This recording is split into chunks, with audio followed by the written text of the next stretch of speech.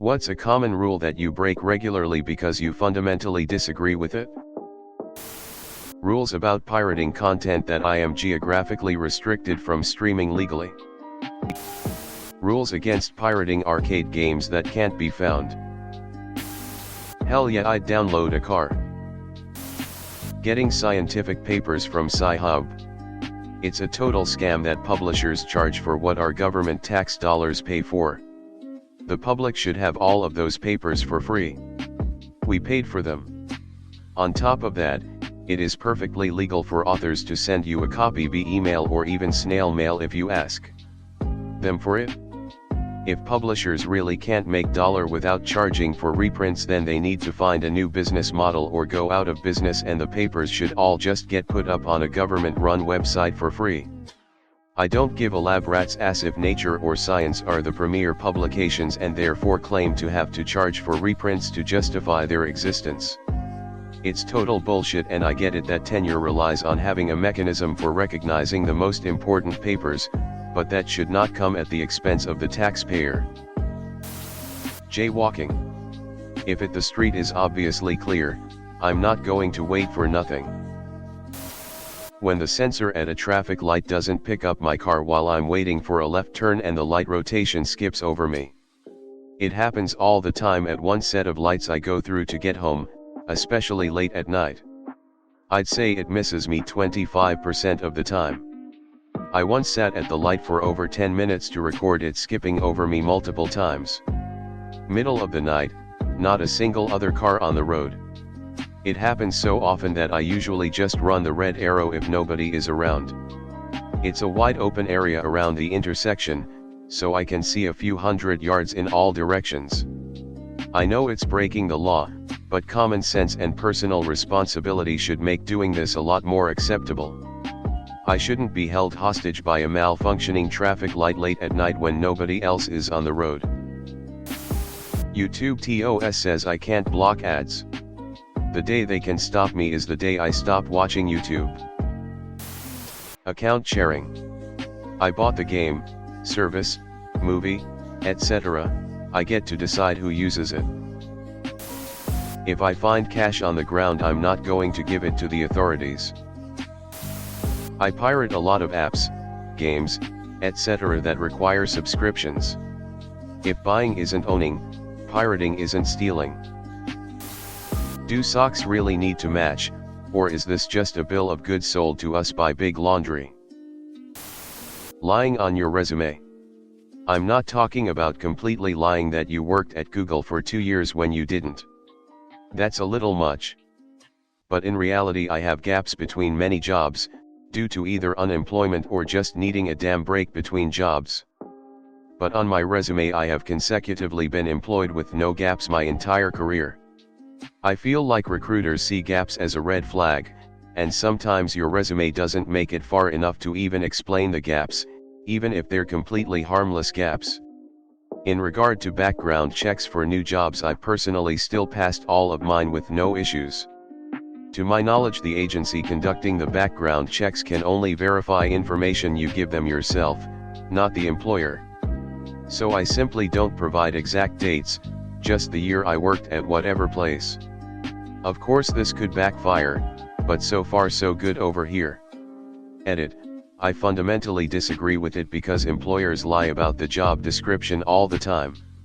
What you actually end up doing rarely matches what they pitch you. Remember to sort by controversial. There's a silly punctuation convention that comes from old school typesetting and is completely outdated in our modern world. Most authorities on formatting will tell you that if you include a quote in your writing, you should put the punctuation for your sentence inside the quote. For example, when I asked her, she said go for it, but I really don't feel comfortable with it. That comma is part of my sentence, not part of the quote from whoever she is, but the common wisdom is to put my comma inside the quote even though it's part of what I'm saying, not part of what she's saying. The thing is, this rule was made up by typesetters back when the printed page was done using blocks of iron and a press. In those days, they switched the order because the tiny period block was fragile, so something like, when asked, the governor said. I don't know where those raccoons came from. Would tend to damage the block with period out there by itself and ruin the print. And so they changed it to put the period inside the quotation marks, which are more durable and could protect the period block.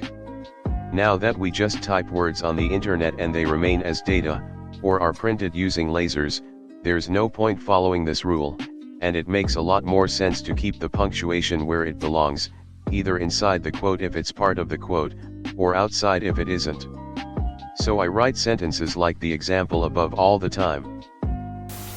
I wear white any dang time of the year. That rule needs to die. I throw away the mail of the people who lived in my apartment before me rather than taking it to the post office every single day.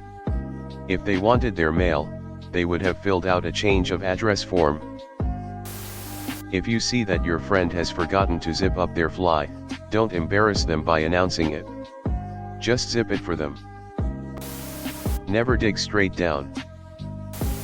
I don't iron my clothes. Why should I do something I don't like to do? I ignore margins in notebooks and write over them. Why waste space? I use the whole page. No putting your elbows on the table.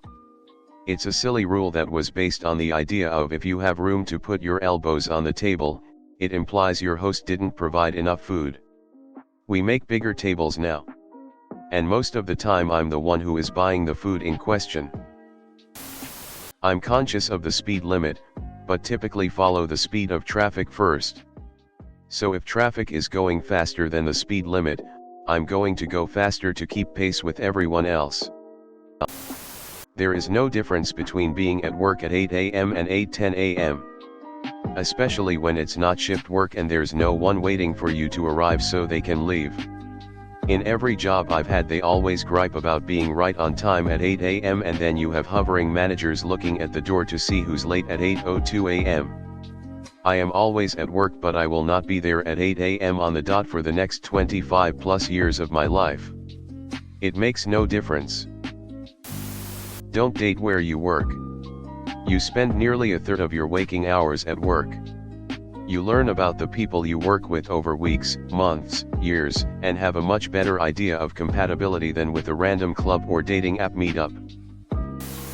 The rule against ending a sentence with a preposition. That is one rule, up with which I will not put. Tipping everywhere. Not exactly a rule, but I ain't gonna tip where I haven't received an actual service where someone has to go out of their way to do something for me. I don't care if I get mean looks for it. Don't talk back to your boss / respect your elders. Making the bed. Why would I make my bed all neat if I'm just going to mess it up again at the soonest opportunity? As long as nothing is sliding off the bed then it's fine. Using a VPN when traveling to China. Technically it's illegal though many people, especially visitors from other countries, could care less. And there's no way I'd play nice and obey that law and not be able to use Reddit and virtually every major US site and service when I'm there. Jaywalking. My state says I'm not allowed to provide alcohol to my own children until they are 21.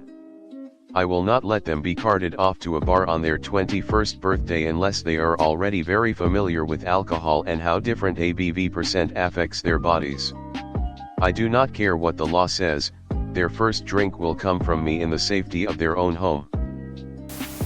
Putting the period, or other punctuation, inside a quotation at the end of a sentence. I feel like since to be or not be doesn't include a period, it shouldn't be part of a direct quotation. It should be to be or not to be. Not to be or not to be. That we have a moral obligation to society to work 40 hours per week. When people talk about data in the plural, i.e. the data are sparse, it sounds pompous and wrong to me. I always use the singular the data is sparse because to me data is a collective term, just like we say the class is going on a field trip, not the class are going on a field trip. Adding garlic and onion to the pan at the same time to soften. Do you want burnt garlic? Because that's how you get burnt garlic. There is a roundabout intersection near me that also has stop signs.